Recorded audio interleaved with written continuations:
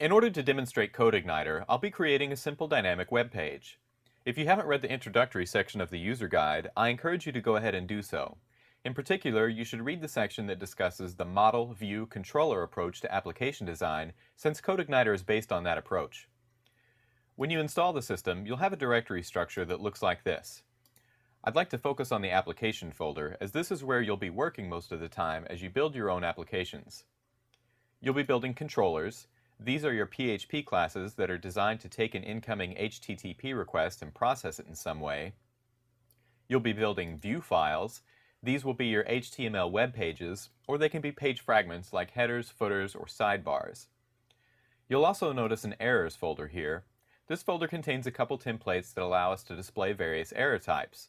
For instance, if I were to load the index.php front controller, you'll see we're getting a 404 page, which happens to correspond to this template here. There are a number of ways you can add your own classes if you want, and you can also optionally create models to represent your data structures and interact with your database.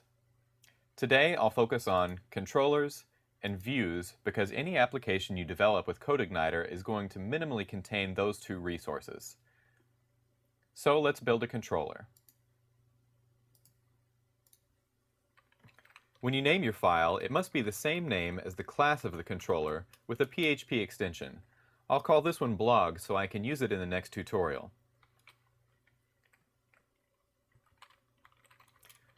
A controller is simply a PHP class, and one thing that you need to remember when you name your controller is that it needs to be capitalized. Remember that the class and the file name must match, but the class name will be capitalized and the file name will not. The second thing is that it must extend the parent controller class, the system controller. By extending the main controller class, you allow your local class to inherit all the properties, methods, and resources that CodeIgniter makes available to you. Okay, I've created a simple function called index. Index will always be the default function within your class, and I'll show you how that works in a moment. For now, here's a simple echo hello world statement. Now going to the browser, if I type our file name into the first segment of the URI, you can see that we're now getting the hello world statement. In the model view controller approach, the first segment correlates to the class name you wish to invoke, and the second segment correlates to the function name within that class.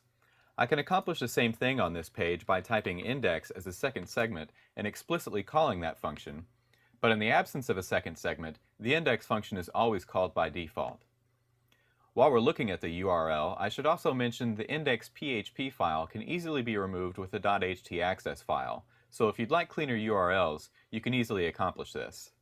If I were to reload the page using only the front controller again, you'll see I'm still getting a 404 page, because even though we've made a controller, we haven't told CodeIgniter to show anything by default.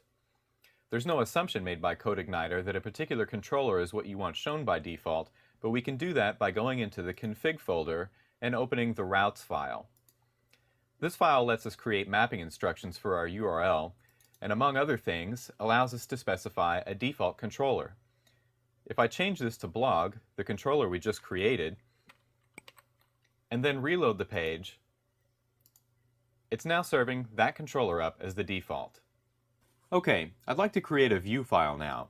It's not really considered a good practice to send information to your web browser directly from your controller, so I'll create a corresponding view file to do that. I'll name this one blog view. Now, unlike controllers, which must be named identically to the class name, view files can be named whatever you want. I'm simply choosing this so that the correlation is clear for our tutorial, but you can name it with whatever type of abstraction you like. You can add further organization by creating subfolders within the views folder to give you a deeper structure if you want. For now, I'll just paste some simple HTML with a title and a page heading. Now that that's done, I'll go back to the controller and load the view file from the controller by replacing the echo statement with our view load function. You'll notice that the parameter I'm using is the same as the file name for the view file. You can use the file extension if you want, but it's not necessary.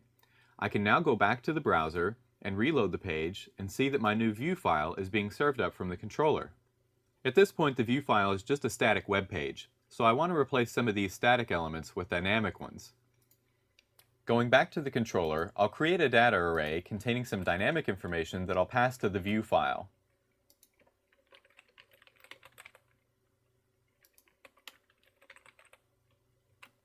Now I can take this data array and place it as the second parameter in the view loading function and pass that information onto the view file. In doing this, the indexes of our array will also be converted to variables to make them easy to work with in our view files.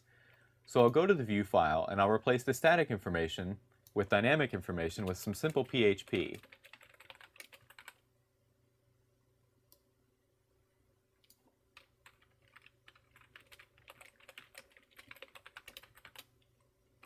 Now if I save and reload the page in the browser, you can see that now our controller is dynamically passing the title and the heading to the view file.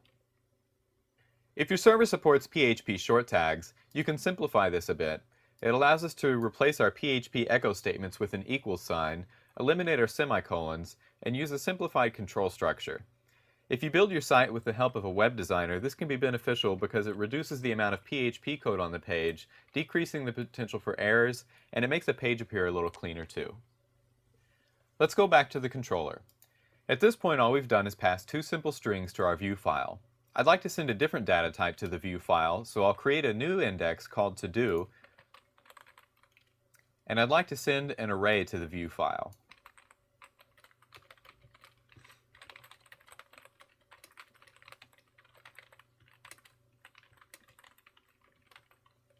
Okay, I've got an array with 3 elements assigned to an index called to-do. I'll go to the view file and create a control structure to display the information. I'll create an ordered list,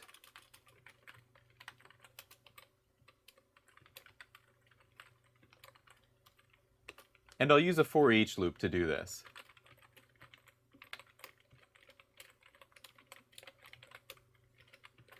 And you'll notice I'm using the alternative PHP syntax using a colon instead of an opening brace, and likewise, instead of a closing brace, I'll use the end for each construct.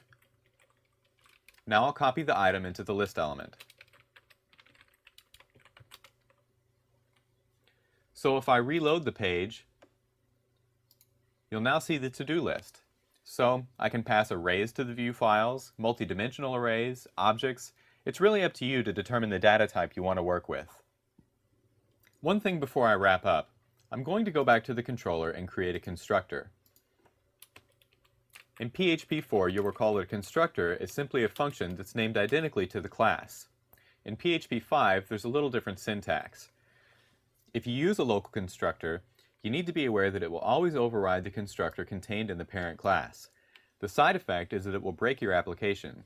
If I were to reload the page, you'll see that I now get an error message. In order to fix this, we need to explicitly call the constructor in the parent class. With that single line of code, I've reestablished that relationship, and I can reload the page and see that my application is working again.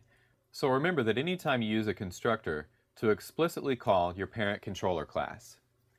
That's it. That'll round out the introductory tutorial.